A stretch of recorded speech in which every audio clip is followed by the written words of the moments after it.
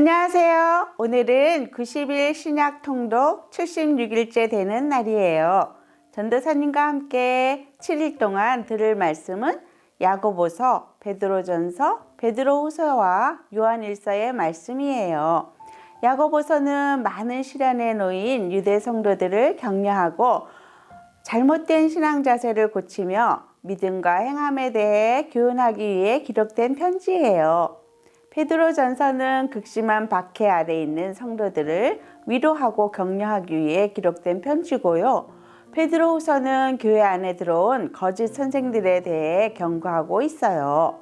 요한일서는 사도 요한이 영지주의 이단의 거짓된 가르침을 논박하고 믿는 이들에게 구원의 확신을 심어주기 위해 기록된 편지예요. 오늘은 야고보서 1장에서 3장까지 읽을 거예요. 1장에는 믿음과 지혜, 참된 부자, 시험을 견뎌낸 자와 말씀을 듣고 행하는 것에 대해 나오고요. 2장에는 사람을 차별하지 말라는 것과 행함 없는 믿음은 죽은 믿음이라는 말이 나와요.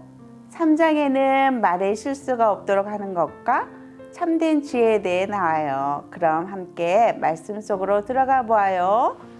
고고! 1장 인사. 하나님과 주 예수 그리스도의 종 야고보는 세계 여러 곳에 흩어져 있는 12지파에게 안부를 전합니다. 믿음과 지혜. 형제 여러분, 여러 가지 시험을 겪을 때 기쁘게 여기십시오. 여러분은 믿음의 시련을 통하여 인내심이 성장한다는 것을 알고 있습니다. 여러분이 하는 모든 일을 참고 견디어 조금도 부족함이 없는 완전하고 성숙한 사람이 되십시오. 지혜가 부족한 사람이 있으면 하나님께 구하십시오. 하나님께서는 자비로우셔서 모든 사람에게 나눠주시는 것을 즐거워하십니다. 따라서 여러분이 필요로 하는 지혜를 주실 것입니다. 하나님께 구할 때는 믿고 구해야 합니다. 조금도 의심하지 마십시오. 의심하는 자는 바다 물결같이 바람에 밀려 이리저리 움직이는 것과 같습니다. 그런 사람은 주님께 무엇을 받을까 하고 기대하지 마십시오. 왜냐하면 그는 두 마음을 품어 자기가 하는 일에 방향을 못 잡고 헤매는 자이기 때문입니다. 참된 부. 만일 가난하거든 하나님께서 자기를 영적인 부자로 만드신 것을 자랑스럽게 여기십시오.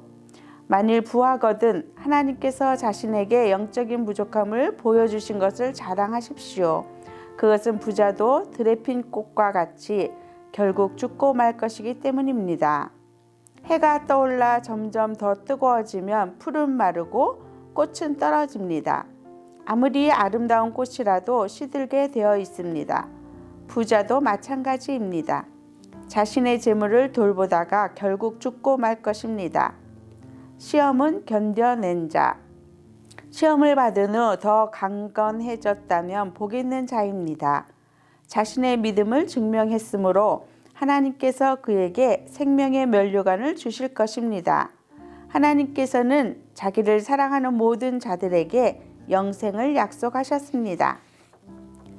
시험을 받을 때에 하나님이 나를 시험하고 있어 라고 말하지 마십시오. 하나님은 악에게 시험을 받지도 않으시며 사람을 시험하지도 않으십니다. 사람이 시험을 받는 것은 자신의 악한 욕심에 이끌려 유혹을 받기 때문입니다. 욕심은 죄를 낳고 죄는 점점 자라 죽음을 가져옵니다.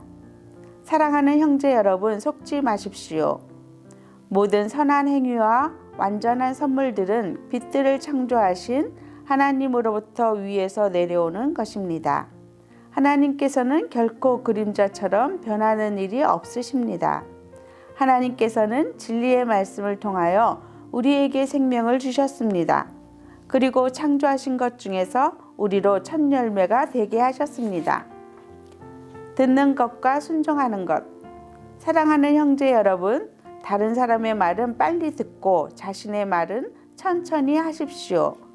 쉽게 화를 내지 말기 바랍니다. 화를 내면 하나님께서 원하시는 의로운 삶을 살 수 없습니다. 그러므로 여러분의 삶 가운데 악한 것과 잘못된 일은 모두 없애버리십시오.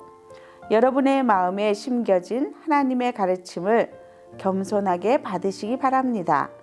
이는 여러분의 영혼을 구원하는 가르침입니다. 하나님께서 가르쳐 주신 대로 행하십시오. 듣기만 하고 행하지 않는 사람이 되어서는 안 됩니다. 앉아서 듣기만 한다면 그것은 자신을 속이는 것입니다. 하나님의 가르침을 듣고 아무것도 행하지 않는 사람은 거울을 들여다보고 있는 사람과 같습니다. 그는 자기 얼굴을 들여다보고도 일어나면 금방 자신의 얼굴이 어떠했는지 잊어버립니다. 그러나 사람을 자유케 하는 하나님의 완전한 법을 살피는 사람은 들은 것을 잊어버리지 않고 그 말씀대로 행하는 사람입니다. 이런 사람은 그 행하는 일에 복을 받을 것입니다. 하나님을 섬기는 참된 길, 스스로 자신이 경건하다고 생각하면서 말을 함부로 하는 사람은 자신을 속이고 있는 것입니다. 그의 경건은 아무 가치도 없습니다. 하나님께서 받으시는 경건은 어려운 처지에 있는 고아와 과부를 돌보고 세상의 악에 물들지 않도록 자신을 잘 지키는 것입니다. 하나님께서는 이런 순수하고 깨끗한 신앙을 보십니다. 2장, 사람을 차별하지 말라. 사랑하는 형제 여러분, 여러분은 영광스러운 우리 주 예수 그리스도를 믿는 자들입니다. 그러므로 사람들을 차별해서 대하지 말기 바랍니다. 만일 한 사람은 좋은 옷에 금반지를 끼고 교회에 나왔고 또 한 사람은 남루한 옷을 입고 교회에 나왔다고 합시다. 그때 옷을 잘 입은 사람에게는 이리로 와서 좋은 자리에 앉으십시오 라고 말하고 가난한 사람에게는 저기에 서 있든지 내 발 밑에 앉으십시오 라고 말한다면 사람을 차별하고 있는 것이 아니고 무엇이겠습니까? 여러분은 악한 생각으로 사람들을 판단하는 것입니다. 사랑하는 형제 여러분, 제 말을 잘 들으십시오. 하나님께서는 세상의 가난한 자를 택하여 믿음으로 부하게 하셨습니다. 그리고 자기를 사랑하는 백성에게 약속하신 나라를 주셨습니다. 그런데 여러분은 가난한 사람들을 멸시하고 있습니다. 사실 여러분의 생명을 위협하고 법정으로 끌고 가는 사람들은 부자들인데도 말입니다. 그들은 여러분의 주인 되신 예수님을 모독하는 자들이기도 합니다. 모든 법 위에 우선되는 법이 있습니다.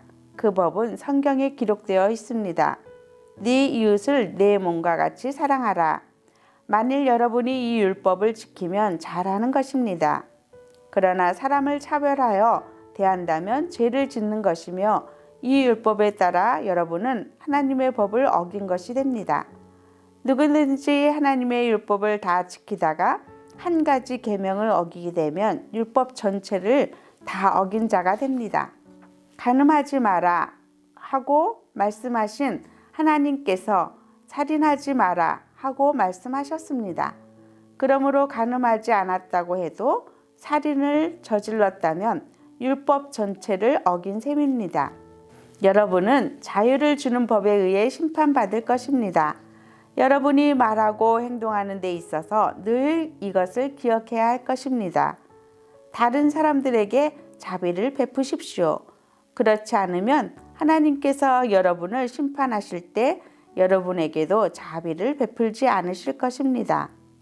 자비를 베풀었던 자는 후에 아무 두려움 없이 심판날을 맞이하게 될 것입니다. 믿음과 선행. 사랑하는 형제 여러분, 만일 누군가가 믿음이 있다고 하면서 아무 일도 하지 않는다면 그 믿음이 무슨 소용이 있겠습니까? 그 믿음이 그를 구원할 수 있겠습니까? 그리스도 안에서 한 형제 자매된 사람이 옷이나 먹을 것이 필요할 때 하나님께서 은혜를 베푸시기를 몸을 따뜻하게 하고 먹을 것을 좀 많이 드십시오 라고 말하고 그 사람에게 필요한 것을 주지 않는다면 그런 말은 아무 도움이 되지 않을 것입니다. 믿음도 마찬가지입니다. 행동이 따르지 않는 믿음은 죽은 믿음입니다. 이렇게 말하는 사람도 있을 것입니다. 당신은 믿음이 있고 나에게는 행동이 있습니다. 행동이 따르지 않는 당신의 믿음을 보여주십시오. 나는 행동으로 나의 믿음을 보여주겠습니다. 여러분은 하나님이 한 분이신 것을 믿으니 잘하는 일입니다. 귀신들도 그것을 믿으며 두려워서 떱니다. 어리석은 여러분, 행함이 따르지 않는 믿음은 아무 쓸모도 없는 걸 모르시겠습니까? 우리 조상 아브라함은 그의 아들 이삭을 제단에 바침으로써 그가 행한 일로 의롭다 하심을 받았습니다. 이렇게 그의 믿음에는 행함이 함께 따랐으며 그의 행동으로 믿음이 완전하게 되었습니다. 아브라함이 하나님을 믿었고 하나님께서는 그 믿음을 받으셨으며 그 믿음으로 하나님께 의롭다 하심을 받았다라는 성경 말씀의 의미가 무엇인지 이제는 알 수 있을 것입니다. 아브라함은 그 후 하나님의 친구라고 불렸습니다. 그러므로 사람이 행동으로 의롭다함을 받을 수 있으며 믿음만으로는 의롭다함을 받을 수 없습니다. 또 라합의 예를 들 수도 있습니다. 그녀는 기생이었지만 자신이 한 일로 하나님께 의롭다함을 받았습니다. 그녀는 이스라엘의 정탐꾼을 그녀의 집에 들여 다른 길로 도망갈 수 있게 도와주었습니다. 영혼이 없는 몸이 죽은 것 같이 믿음도 행함이 없음은 죽은 것입니다. 3장 말에 주의하십시오. 사랑하는 형제 여러분, 다들 선생이 되려고 하지 마십시오.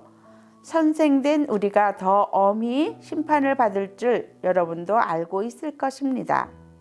우리는 모두 실수가 많은 사람들입니다. 말에 실수가 전혀 없는 사람이 있다면 그 사람은 완벽한 사람일 것입니다. 그런 사람은 자신의 몸 전체를 다스릴 수 있는 사람입니다. 말의 입에 재갈을 물리면 우리는 말을 능히 부릴 수 있습니다. 큰 배가 강풍에 밀려 휩쓸리지만 그 배를 조종하는 것은 매우 작은 키 하나에 불과합니다. 키를 조종하는 항해사가 자기 뜻대로 배가 가는 방향을 결정할 수 있습니다. 혀도 마찬가지입니다. 몸 가운데 지극히 작은 부분이지만 큰 일을 행함으로 자랑합니다. 큰 산불도 아주 조그만 불씨에서 시작하지 않습니까? 혀도 곧 불입니다. 혀는 우리 몸 가운데 악의 세계라고 할 수 있습니다. 이것이 몸을 더럽히고 우리 인생의 전 여정에 불을 지르며 나중에는 혀도 불에 의해 살라집니다. 온갖 짐승과 새, 파충류, 물고기는 길들일 수 있고 사람들은 또한 이것들을 길들여 왔습니다. 그러나 아무도 혀를 길들이지는 못했습니다. 악하고 난폭한 이 혀에는 죽이는 독이 가득합니다. 우리는 우리의 혀로 우리 주님과 하늘에 계신 아버지를 찬양합니다. 그러나 이것으로 하나님의 형상대로 지음받은 사람들을 저주하기도 합니다. 찬송과 저주가 한 입에서 나오고 있습니다. 형제 여러분, 이런 일이 있어서는 안 될 것입니다. 한 샘에서 단물과 쓴물이 같이 나오는 것을 보았습니까? 형제 여러분, 무화과 나무가 올리브 열매를 맺거나 포도나무에 무화과가 열리는 것을 보았습니까? 그럴 수 없습니다. 짠물이 나는 샘에서 단물을 맛볼 수는 없는 것입니다. 참된 지혜. 여러분 가운데 참된 지혜가 있고 총명한 사람이 누구입니까? 그는 올바른 삶을 통해 겸손함으로 자신의 죄를 보여야 할 것입니다. 그러나 마음속에서 이기심과 지독한 시기심이 있다면 자랑하지 마십시오. 오히려 그 자랑은 진리를 숨기는 거짓말이 될 것이기 때문입니다. 그런 지혜는 분명히 하나님께로부터 온 것이 아닙니다. 그것은 세상의 지혜이며 영적인 것도 아니고 마귀에게서 온 것입니다. 시기심과 이기심이 있는 곳에는 혼란과 온갖 악한 일이 있을 뿐입니다. 하나님께로부터 온 지혜는 첫째 성결합니다.